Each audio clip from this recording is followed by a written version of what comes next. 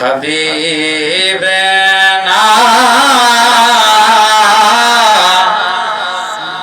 सल्ले अला मुहम्मद। जमा सारी तव्हांखे वक़्तिया जाना है तो ही महबूबन करीमन जे शान में मीलाद शरीफ जो प्रोग्राम रखियो वियो आहे जंहिंमें तव्हां असां सभु हाज़िर आहियूं।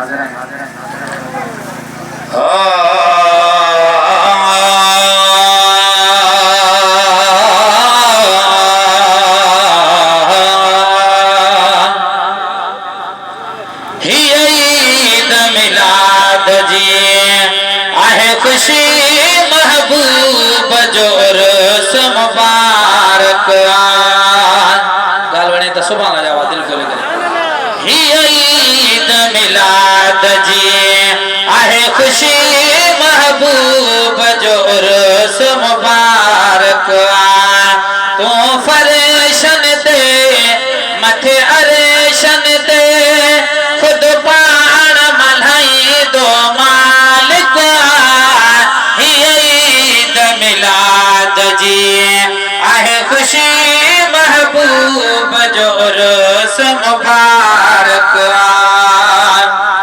हीअ अवल साल ईद आहे ॿियों बाद में ईदूं आयूं आहिनि।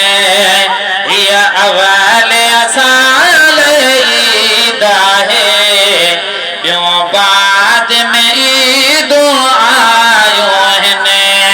हिन ख़ुशीअ में शामिल थी दो करे हिन ख़ुशीअ में शामिल ख़ालिक हीअ ईद मिलाद जी आहे ख़ुशी महबूब जो उर्स मुबारक तूं फरेशन ते मथे अरेशन ते खुद पाण मल्हाई दो मालिक।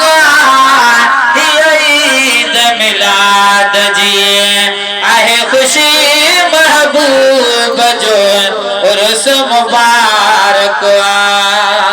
माशाअल्लाह जमात काफ़ी है सुभान अल्लाह जावा तमाम घट है। हिन नूर जे जरे कर साजर क्यों मके शहर शाम सजो माड़ियो।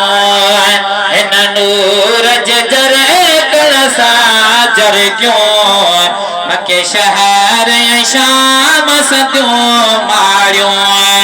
जॾहिं आमिर जी न्याणी ख़ुश थी खुद आमिर थी पियो आशिक।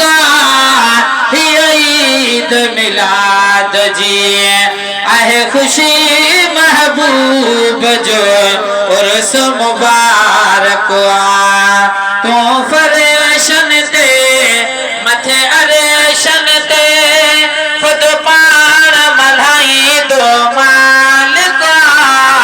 हीअ ईद मिलाद जी आहे ख़ुशी महबूब जो उर्स मुबारक।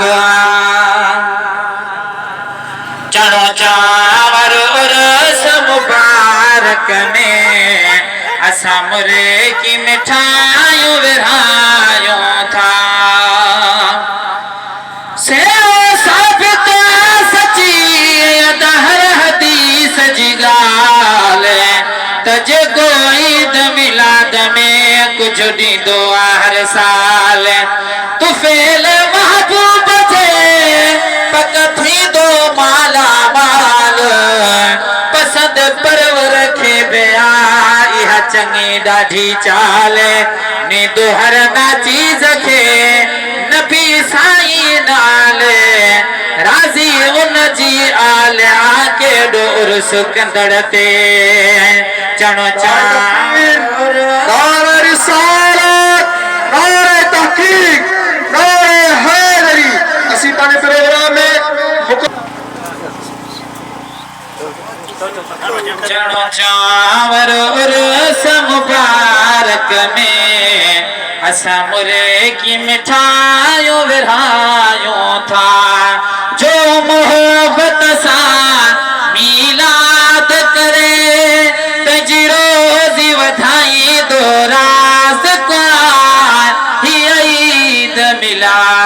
जी आहे खुशी महबूब जो उर्स मुबारक